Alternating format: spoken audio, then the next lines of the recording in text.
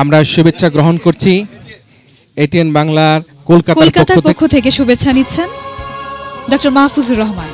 তপনদা আমাদের দীর্ঘদিনের বন্ধু, পথ চলার সাথী হিসেবে তিনি আমাদের সাথে সবসময় থাকেন। এটিএনের শুরু থেকেই তিনি আমাদের সাথে রয়েছেন। এই পথ চলার সারথীকে এটিএন বাংলার পক্ষ থেকে আমরা ধন্যবাদ জানাচ্ছি, কৃতজ্ঞতা জানাচ্ছি। তপনদা আপনাকে। ডক্টর মাহফুজুর রহমান তার শুভেচ্ছা গ্রহণ করলেন, তপনদার শুভেচ্ছা গ্রহণ করলেন।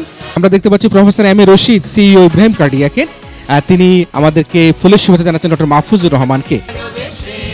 এটিএন মেডিকেয়ারের পক্ষ থেকে ফুলের শুভেচ্ছা জানাচ্ছেন ডক্টর মাহফুজুর রহমানকে। এবং এখানে তপনদা আবারও এখানে এসছে এটিএন মেডিকেয়ারের পক্ষ থেকে।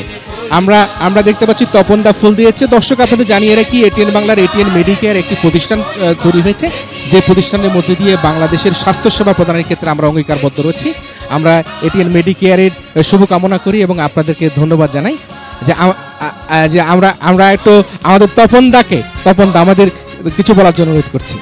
আমাদের চেয়ারম্যান সাহেবের উদ্যোগে আমরা নতুন আরেকটা জিনিস শুরু করেছি, এটিএন মেডিকেয়ার, যেটা বাংলাদেশের অনেক যারা যান মেডিকেল চিকিৎসার জন্যে, কিন্তু ওখানে গিয়ে কিছু দালাল বা কিছু অন্য লোকের মিসগাইড হয়ে যে ওখানে সমস্ত পয়সা খরচ করার পর অরিজিনাল ট্রিটমেন্টের সময় পয়সা থাকে না।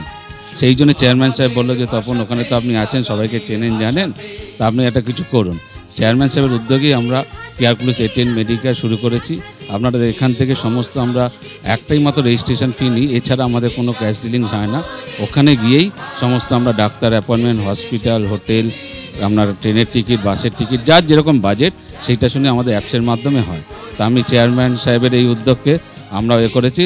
আমাদের তরফ থেকে আমাদের চেয়ারম্যান সাহেবকে বিশেষ ধন্যবাদ জানাচ্ছি এরকম একটা উদ্যোগে আমাদের সাথী করার জন্য, এবং আপনারা দোয়া করবেন যাতে আমাদের প্রতিষ্ঠানের এই প্রচেষ্টাও সফল হয়। এটিএন মেডিকেয়ার এমন একটি প্রতিষ্ঠান, আমরা শুনলাম যে প্রতিষ্ঠানে একটা সমাজসেবামূলক কার্যক্রম চলছে। এটিএন বাংলার সম্মানিত চেয়ারম্যান ডক্টর মাহফুজুর রহমান সেই কার্যক্রমে বিনা লাভে সেখানে তিনি তার এই সহযোগিতা প্রদান করে এসছেন।